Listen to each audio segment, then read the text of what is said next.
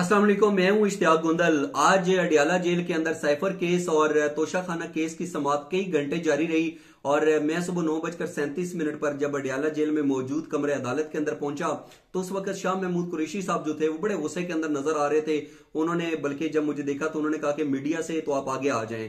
फिर मैं आगे जाकर बैठ गया और उन्होंने पूछा कि बाकी मीडिया के लोग कहां पर हैं। तो मैंने उनको बताया कि वो थोड़ी देर में आ जाते हैं। उस वक्त जो आजम खान साहब हैं वो जज के सामने अपनी कोई स्टेटमेंट रिकॉर्ड करवाने की कोशिश कर रहे थे, तो उसके ऊपर शाह महमूद कुरैशी साहब जो है वो बड़े गुस्से के अंदर थे और उन्होंने कहा कि आजम खान अपनी मर्जी से स्टेटमेंट नहीं दे सकता, इतना बड़ा ड्रामा हो रहा है। और उसके थोड़ी देर बाद जब आजम खान साहब ने जो है वो स्टेटमेंट अपनी रिकॉर्ड करवाना शुरू कर दी तो शाह महमूद कुरैशी साहब ने फिर अंदर बोलना शुरू कर दिया और उसके ऊपर जो जज अबुल हसन जुल्करनैन साहब हैं वो गुस्से में आ गए और उन्होंने भी कहा कि शाह साहब आप खामोश रहें, मैंने बोला है आप चुप रहें वरना मैं आपको निकाल दूंगा। उसके बाद जो जज अबुल हसन जुल्करनैन थे वो खुद उठकर चले गए और उन्होंने कहा कि मैं आपके वकला को बुलाता हूं। थोड़ी देर बाद जब पाकिस्तान तहरीक इंसाफ के वकला कमरे अदालत के अंदर दाखिल हुए तो शाह महमूद कुरैशी और इमरान खान साहब ने उसके ऊपर खुशी का और इत्मीनान का इजहार किया और उसके बाद शाह महमूद कुरैशी साहब जो है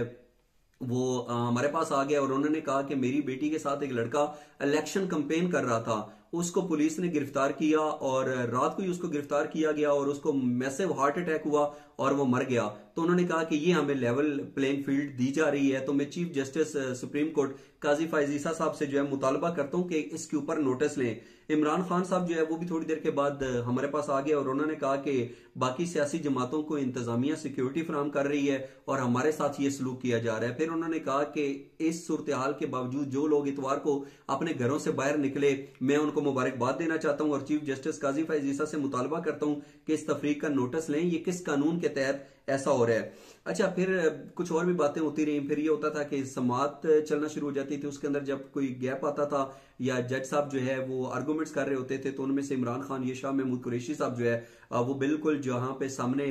मीडिया गैलरी थी वहां पे आ जाते थे और बातचीत करना शुरू कर देते थे। तो वहां पे मैंने इमरान खान साहब से एक सवाल पूछा और वो सवाल जो है वो जो सूरत हाल है पिछले कुछ दिनों से दो एक दिनों से तकरीबन हर तरफ आपको मेन स्ट्रीम मीडिया के ऊपर नजर आ रही है। तो मैंने इमरान खान साहब से पूछा कि खान साहब कुछ जराए दावा कर रहे हैं कि आपकी जमात के लोग अमेरिका और पाकिस्तान में भारी सरमायाकारी कर रहे हैं और उसका मकसद ये है कि जो साने 9 मई है उसको फॉल्स फ्लैग ऑपरेशन जो है वो साबित किया जाए। तो इसके ऊपर इमरान खान साहब ने कहा कि जो साने 9 मई है वो फॉल्स फ्लैग ऑपरेशन ही था, अगर नहीं था तो ये बताएं कि उसकी सीसीटीवी फुटेज जहां जहां पे हमले हुए वो कहां पर है। फिर उन्होंने वो डोनाल्ड ट्रंप की एक मिसाल भी दी कि उनको भी सीसीटीवी फुटेज की मदद से जो है बड़ा रिलीफ मिला और बाकी चीजें इसी तरीके से चलती रही। अच्छा, फिर इमरान खान साहब जो है उन्होंने नवाज शरीफ साहब के बारे में भी आज जो है ना वो खुलकर बोले हैं वहां पे और उन्होंने कहा कि सबसे तेजी के साथ जिसका सॉफ्टवेयर अपडेट हुआ है वो इनकलाबी नवाज शरीफ है। और उन्होंने कहा था कि नवाज शरीफ तो कहता था कि मैं किसी से डायरेक्शंस नहीं लूंगा और अब वो वीगो डाले वाला प्राइम मिनिस्टर बन रहा है। इंतखाबात में 9 दिन रह गए हैं, मेरी पार्टी तोड़ दी, हमसे इंतखाबी निशान भी ले लिया, तो ये बताएं कि ये मुल्क जो है वो कौन से कानून के तहत चल रहा है। अच्छा, उसके थोड़ी देर गुजरी थी कि शाह महमूद कुरैशी साहब 2 दफा पहले भी आए और उन्होंने कहा कि आज मैंने ना बड़ी एक एबनॉर्मली इंपॉर्टेंट स्टेटमेंट देनी है, यानी कि गैर मामूली किस्म की जो है मैंने आज कोई बयान रिकॉर्ड करवाना है, मैं हलफ के ऊपर ये बयान दूंगा लेकिन देखें इसके ऊपर लाजमी आपने बात करनी है वगैरह वगैरह। तो फिर उसके बाद जो है थोड़ी देर के बाद शाह महमूद कुरैशी साहब जब हमारे पास आए तो उन्होंने कहा कि इमरान खान ने मुझे मीटिंग के लिए army chief general Qamar Javed Bajwa के पास आर्मी हाउस भेजा, हमारी वहां पर मीटिंग हुई और मीटिंग वाली जगह उन्होंने बताई कि ये सन रूम में आर्मी हाउस के अंदर, वहां पे हमारी मुलाकात हुई और मैं इस वफद की जो है सरबराही कर रहा था, मेरे साथ असद उमर और परवेज खटक साहब भी मौजूद थे। हमारी मीटिंग हुई, मीटिंग के बाद परवेज खटक और असद उमर साहब जो है वो उठकर चले गए और जनरल कमर जावेद बाजवा ने मुझे रोक लिया और कहा कि अपनी सिमत दुरुस्त कर लें, इंसान बन जाओ वरना 12 साल के लिए साइफर केस में अंदर डाल दिए जाओगे। अच्छा, अब ये उन्होंने कहा कि उस वक्त की बात है जब एफआईए ने कोई इंक्वायरी भी मार्क नहीं की थी और साइफर के हवाले से कोई इतनी ज्यादा बात भी नहीं होती थी। ये बातें सुनते सुनते शाह महमूद कुरैशी साहब ने इशारा किया, बुलाया और खान साहब भी जो हैं वो आ गए और फिर खान साहब भी बोलना शुरू हो गए। उन्होंने कहा कि साइफर आ चुका था, हमने एक कमेटी भी बनाई और मैंने जनरल कमर जावेद बाजवा से ये बातें वैसे मैंने पहले भी सुनी थी और ये मीडिया के ऊपर है इसीलिए मैं यहाँ पे इनको बयान भी कर रहा हूँ। उन्होंने कहा कि जो है यहाँ पे फिर मैंने जनरल कमर जावेद बाजवा से कहा कि आईएसआई के लोग जो हैं वो तो हमारी पार्टी के लोगों को कह रहे हैं कि आप पार्टी छोड़ दें, आप पाकिस्तान तहरीक इंसाफ से निकलें, इधर शामिल हो जाएं उधर शामिल हो जाएं, जो भी ऑप्शंस थी। तो मैंने जनरल बाजवा से पूछा कि ये क्या हो रहा है, तो जनरल बाजवा ने मुझे कहा कि कुछ नहीं हो रहा। फिर उन्होंने कहा कि अगस्त 22 में बाजवा ने मुझे कहा कि बंदे बन जाओ तो 2/3 मेजॉरिटी से हुकूमत बन जाएगी, 80% फौज आपके साथ है। और फिर इसके ऊपर जो है मैंने उनसे सवाल किया, मैंने कहा कि अगर जनरल बाजवा आपसे ये कहते थे कि बंदे बन जाएं तो जनरल बाजवा के साथ आपका इख्तलाफ क्या हुआ, और जनरल कमर जावेद बाजवा क्या समझते थे कि आप ये काम छोड़ दें तो उनकी नजर में आप बंदे बन जाएंगे। तो उसके ऊपर उन्होंने कहा कि वो कहते थे कि ये जो जलसे जुलूस कर रहे हो ये जलसे जुलूस ना करो, और दूसरा ये है कि साइफर का मामला जो है वो दबा दो। इसके साथ ही साबिक वजीर आजम इमरान खान साहब ने ये कहा कि जो जनरल नदीम अंजम है जो DGISI हैं, उन्होंने भी मुझसे मुलाकात की और उन्होंने कहा कि साइफर की बात करना छोड़ दें। और साइफर की बात मैं करना कैसे छोड़ सकता हूं, इसके अंदर तो जनरल कमर जावेद बाजवा और डोनाल्ड लू जो है ये बात उनके खिलाफ जाती है, और अगर ये बात एस्टेब्लिश हो जाती है तो अमरीकी कवानीन बड़े सख्त हैं और फिर डोनाल्ड लू जो है उसके खिलाफ भी कार्रवाई अमल में आ सकती है। बहरहाल ये उन्होंने बात की। और फिर हम हमेशा सुनते हैं कि इमरान खान जो है वो किसी के साथ बातचीत नहीं करते। तो एक साफी ने सवाल किया कि आप मुज़ाकरात या बातचीत करना चाहते हैं, तो इमरान खान ने कहा कि हाँ बिल्कुल बैठकर बात करें, बजाय इसके कि मुल्क का बेड़ा गर्क हो जाए। फेडरल पार्टी सिर्फ एक ही है और वो पाकिस्तान तहरीक इंसाफ है, इसको बंद किया जा रहा है। हम सियासी लोग हैं, हम बातचीत करना चाहते हैं, हमें बातचीत में कोई अर्ज नहीं है। हमने तो जनरल कमर जावेद बाजवा के साथ भी बातचीत की थी।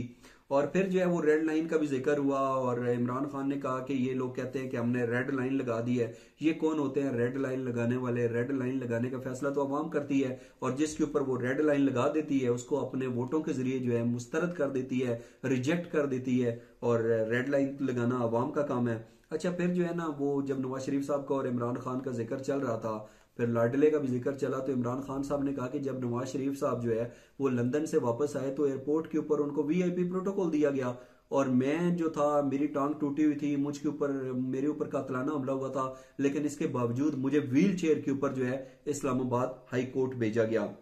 उन्होंने इसका भी जिक्र किया। और फिर उसके बाद जो है 2 सवाल मैंने और पूछे, एक शाह महमूद कुरैशी साहब से पूछा और एक इमरान खान साहब से पूछा। शाह महमूद कुरैशी साहब इंतखाबात के हवाले से बात कर रहे थे, फिर आजाद उम्मीदवारों का भी जिक्र हुआ। तो वहां पे जो है मैंने उनसे कहा कि मैंने कहा पाकिस्तान पीपल्स पार्टी तासर है ये, मैंने कहा कि तासर ये पाया जाता है कि पाकिस्तान पीपल्स पार्टी की जो नजर है वो आपके उन लोगों के ऊपर है जो पाकिस्तान तहरीक इंसाफ का हिस्सा है, लेकिन इंतखाबी निशान न होने की वजह से वो आजाद उम्मीदवार की हैसियत से इलेक्शन लड़ रहे हैं। तो आप समझते हैं कि आर्ट्स ट्रेडिंग हो सकती है, और जो लोग पाकिस्तान तहरीक इंसाफ का वोट लेंगे वो हो सकता है कल को पाकिस्तान पीपल्स पार्टी या किसी और सियासी जमात के साथ मिल जाए। तो उन्होंने कहा कि हार्स ट्रेडिंग की जहां तक बात है इसके इम्कानात जरूर होते हैं, हमेशा होते हैं, लेकिन उन्होंने कहा कि ये जिस मुश्किल सूरत हाल के अंदर इलेक्शन लड़ रहे हैं, एक तो ये है कि इसके बाद वो हमें छोड़ेंगे नहीं, हमें बड़ा पक्का यकीन है, और दूसरा अगर वो इस तरीके से करते हैं तो ये उनकी सियासी मौत होगी। अगर वो सियासी मौत का परवाना लेकर बाकी जिंदगी गुजारना चाहते हैं और अपने ऊपर जो है अपने सियासी मुस्तकबिल को तबाह करना चाहते हैं तो फिर वो कर लें, हम उनको कैसे रोक सकते हैं। अच्छा, फिर उस वक्त ना स्पीडी ट्रायल की बात हो रही थी, और साइफर का केस अभी बल्कि थोड़ी देर पहले क्योंकि आज काफी ज्यादा ताखीर होगी केसेस के अंदर और बहुत ज्यादा टाइम भी हो गया, तकरीबन 9 बजे भी जब मैं अडयाला जेल से निकला तो उस वक्त भी साइफर केस की समाअत चल रही थी। और इमरान खान साहब को उस वक्त बल्कि एक दिलचस्प वाकया भी हुआ। दिलचस्प वाकया ये हुआ कि इमरान खान साहब जो है वो तोशाखाना केस जज मोहम्मद बशीर साहब सुन रहे थे, और साथ ही दूसरी अदालत जो थी वहां पे बुलावा आ गया कि इमरान खान साहब को वहां पर बुला रहे हैं, और वहां पे जो सरकारी वकला हैं अब वही इमरान खान का जो है वो केस सुनेंगे, मतलब कि इमरान खान की नुमाइंदगी सरकारी वकील करेंगे, इमरान खान के वकला नहीं करेंगे। और उसकी वजह ये थी कि सलमान सफदर साहब जब आज आर्गूमेंट्स दे रहे थे और इससे पहले भी उन्होंने जज अबू हसनात के ऊपर जो है वो अदम एतमाद का इजहार कर दिया था। तो उसके बाद जज अबू हसनात साहब जो है उन्होंने कहा था कि नहीं, अब आप नहीं सुनेंगे, आप डिसअलाउ हैं, अब यही केस जो है वो सुनेंगे। तो मैंने उस टाइम ये चांसेस थे और इमरान खान को भी ये लगता था कि नहीं ये बड़ा स्पीडी ट्रायल हो रहा है, ये मुझे फौरी तौर के ऊपर सजा देना चाहते हैं। तो उस वक्त जब जज अबू हसनात जुल्करनैन साहब ने इमरान खान के लिए पैगाम भेजा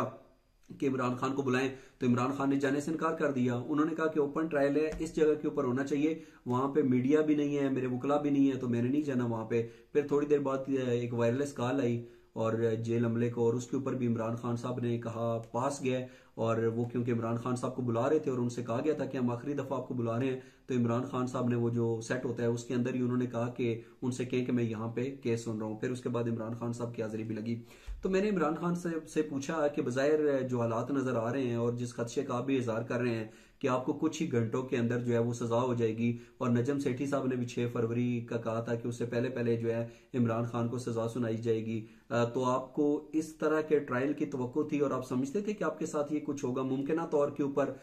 इस हवाले से आपका एक माइंड सेट बना हुआ था कि मुमकिन तौर के ऊपर कोई इस तरह की सूरत डेवलप हो सकती है? तो इसके ऊपर इमरान खान साहब ने कहा बिल्कुल, इसके अंदर तो कोई शक वाली बात ही नहीं थी, मुझे पहले दिन से पता है कि यही होना था। तो अभी ट्रायल चल रहा है और बहुत सारे लोग ये दावा कर रहे हैं कि अगले 24 या 48 घंटों के अंदर इमरान खान को कोई कैपिटल पनिशमेंट मिलेगी, कोई बड़ी सजा मिलेगी। लेट्स सी कि आने वाले दिनों में क्या होता है। आज अदालत के अंदर तो यही बात हुई, और इमरान खान साहब जब ये बात कर रहे थे तो साथ साथ वो नारियल भी खाते जा रहे थे और साथ साथ बात भी करते जा रहे थे। बॉडी लैंग्वेज जो है उनकी, वो हंसते मुस्कुराते भी बात कर रहे थे। लेकिन डेफिनेटली ह्यूमन नेचर एक फैक्टर है कि जब कोई इस तरह की चीज होती है तो इंसान परेशान होता है। वो परेशानी किसी किसी वक्त इमरान खान के चेहरे के ऊपर भी यहाँ होती थी। तो आज सारा दिन ऐसे गुजरा। तो अब देखते हैं कि आने वाले दिनों के अंदर साइफर केस में इमरान खान को या तोशा खाना केस के अंदर कितनी बड़ी सजाएं मिलती हैं, कितना स्पीडी ये ट्रायल होता है। तो आज का व्लॉग देखने का बहुत शुक्रिया। सोशल मीडिया पर आपके फीडबैक का इंतजार रहेगा। अपना बहुत सा ख्याल रखिए। अल्लाह हाफिज।